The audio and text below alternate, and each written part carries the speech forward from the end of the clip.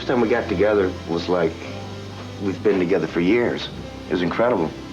You know, I don't mean to put a certain person down, but it's like there's no more limits, no more governor, you know. It's like just we can do anything we want. Well, we had a toothache for about 11 years, and finally went to the dentist, had it extracted, and now we've got a crown with a gold cap on it. When Dave quit the band, Alex, Mike, and I were just pretty devastated, really. We were just sitting there going, now what, you know? I mean, here we've worked with a guy for 11 years, so to speak, and he just kind of like took off. We were just a little bit, no, we weren't a little bit. We were a lot pissed off. We just came off a major tour in 1984. It was the best-selling record we ever had. It went to #2 in Billboard. We had the first ever #1 single. Every place we played, we were sold out. And we were just itching to go and do the next record because Edward had written a lot of music. And Dave wanted to be a movie star. About the only thing that I can say that really ticked me off about the whole situation was that it was not told to us straight across the board. Well, it wasn't the creative part of working with him. I think we made some great music together. And he was just living with the guy. He treated everybody like a little lower than him, including us in the band. And, you know, that's not the way a band works. And now with Sammy, we're a band. We're really a band. We're all equal. Nobody's the big cheese, so to speak. And what I could never figure out is why he was the big cheese, except for his attitude, you know? Because Al and I and Mike were, you know, basically the driving force, you know? But he was good at the mouth. At that point, Ed and I really didn't know what the hell we wanted to do. People were calling Ed, Brian May, Pete Townsend, Phil Collins, a number of people, and we were not quite sure whether we wanted to do a all-star record, just different people on a different song, or whether to just remain Van Halen. Well, we flipped the coin, and we both won. We wanted to keep Van Halen, and that's the way it went. And then Sammy walked in, and that was it. In '77, when we first signed to Warner Brothers, the idea of having Sammy as the vocalist for Van Halen was tossed around. Not by the band, but by the powers that be. And we didn't find out about that until maybe 3 or 4 years after the fact. And it never materialized because of contractual differences, etc. But, and here's my favorite term, as fate will have it. One day, my Lamborghini broke down, and I ended up at Claudio's, you know, just sitting there shooting it. And he just got off the phone with Sammy. Sammy's car broke down too, you know. And Claudio goes, Ed, you seem a little depressed, you know. And I go, yeah, man, I'm bummed. Our singer just took off. And he goes, hey, why didn't you call Sammy? I just talked to Sammy. Why didn't you call Sammy? So I said, give me his number, man. I called him right there from his shop. Well, the first time we got together was actually, believe it or not, we tried to have a business meeting, if you can believe that. I wanted to know what they wanted to do, what their schedule was. I was just getting ready to go in and do an album. In 2 weeks, I was starting my next album. So I was all ready. My band was rehearsed. My songs were written. So we had a sort of a business meeting for about 2 hours. I mean, it was like stupid. We didn't even get anything said. We didn't get anywhere. Finally, thank God, Eddie says, well, let's just jam something. So they'd gotten together all night and jammed some couple songs, just some music, some pieces of Summer Nights and pieces of Good Enough, just the riff. So we went in there and I just sang.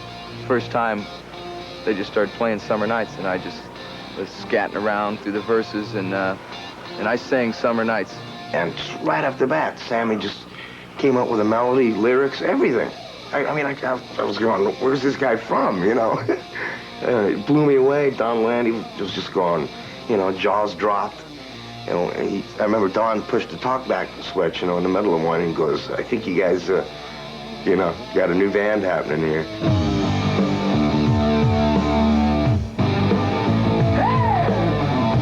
The scariest I've ever been on stage, besides the first gig with Montrose, which was my first concert, you know, big concert, was the first Van Halen show.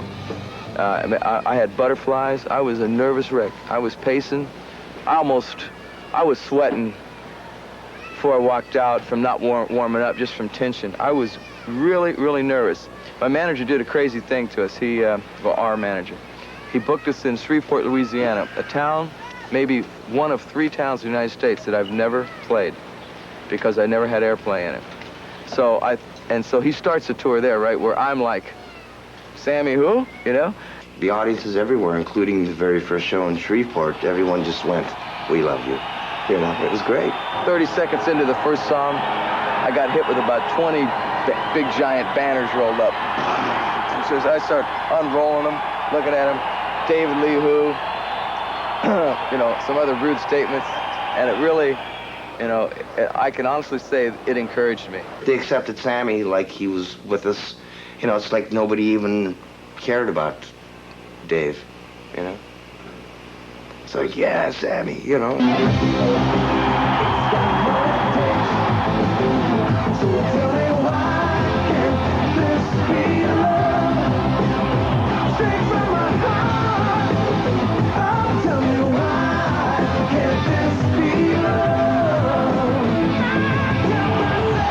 I didn't want to change the band when I came in. I just wanted to be the singer in it and you know, work my way in to the point where we didn't lose anything that they already had. And in this band, for instance, I don't ever present the start of a song to this band intentionally. I mean, I had 15 songs for my album that I was supposed to do, but I didn't present one of them to this band because I really think that the band should remain the musical spring, which is really Eddie. It should remain that, and that way it'll remain Van Halen. You know, I write all the music for the band, and then I present it to the guys, and they either like it or they go, you know, get that away from me, you know. But I was lucky this last record, they liked everything I wrote. I write just about everything on keyboards. I guess it's kind of tough when you write something on piano because it ends up being pretty melodic, you know, kind of Elton John-ish or whatever. And Alex and Michael contributed a lot to this band. Like Alex, when he starts playing drums, you know, on a song like Dreams or even Love Walks In, the intro, it sounds like it's going to be some semi-mellow kind of cutesy pie little riff or something, and then Alex comes in playing drums and he turns it into a, you know, a crash boom bam rocker.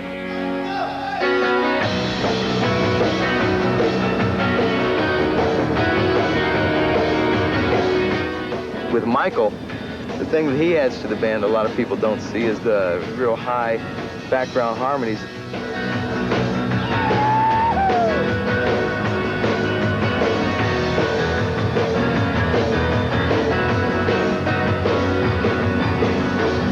It's great. There's just some kind of magic there. And I've always had that attitude too. This band is really there.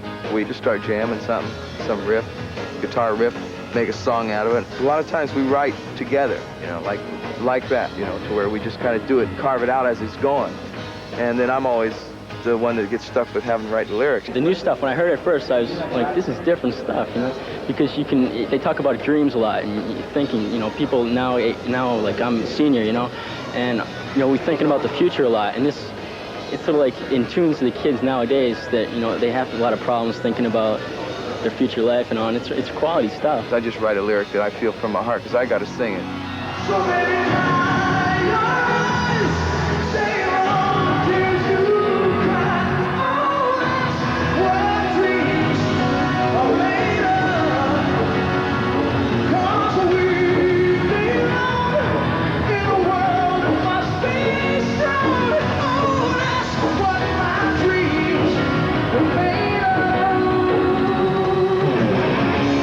I wasn't nervous at all starting 5150. See, Ted Templeman was actually supposed to produce, but then like a week before we were going in the studio, he calls us and he goes, sorry guys, I'm committed to Dave. No, you know, sorry Ted, but, you know, I was actually happy.